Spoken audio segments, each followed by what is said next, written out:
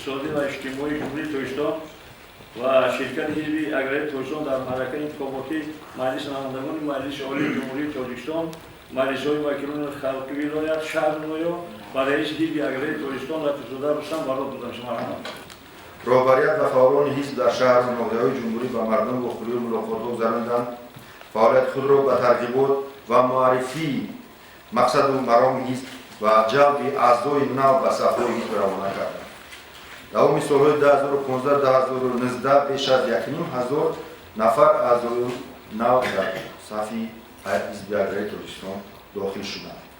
حالا اعضای حزب اگراری تاجیکستان از 50,000 بالا رفته است و در شهر و نواحی جمهوری در بخش‌های آن دهقانان عالی همت، کارمندان مؤسسه‌های تشکیلات‌های کمپلکس اگرصنعتی، زیایان، عالمان و دانشجویان و کسانی که آینده ساحه کشاورزی برایشان اولویت دارد متعیین می‌سازد.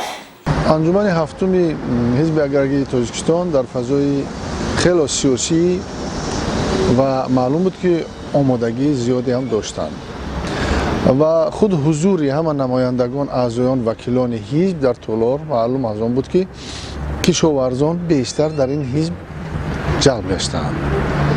ما همچون حزب سیاسی رقیب در این انتخابات نسبت برنامه حزب اگراری همین گفتگی هستم که البته مشکلاتی که در ساحه اگراری ما وجود دارد این در برنامه همه حزب‌های سیاسی هست.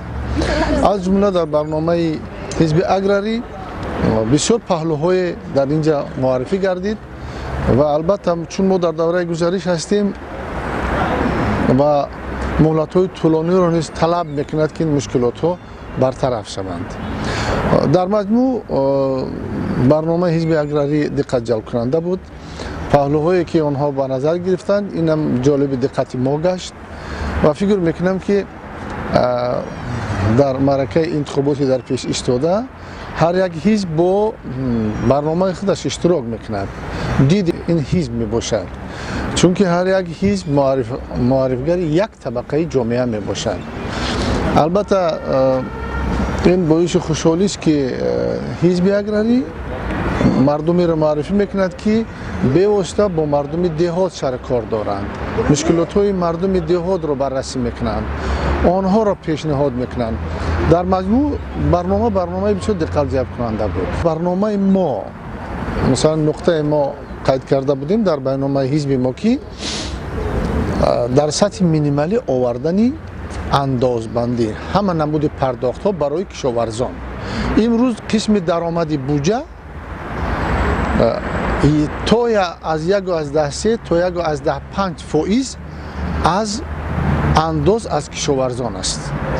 لیکن برای آن همون 1.5% امروز دهقان ما قادر نیست که همون بسپارد و حکومت های محلی خب قریب که 10-15 روز دنبال دهقان و دیگر میگردند که همون 1.5% در حدود جمهوری بگیرند و البته این برنامه حزب ما بود. اینها به شکل دیگر همین افاده کردند به شکل دیگرتر، لیکن آن چیزی که ما مثلا مستقیما گفتیم یعنی همین 1.5% در حد مینیمالی همچون یک حساب آماری باید باشد و این باید عموما برداشته شود چون که امروز شکل متحدکنی خواجگی های کشاورزی ما هنوز تشکل نیافته است.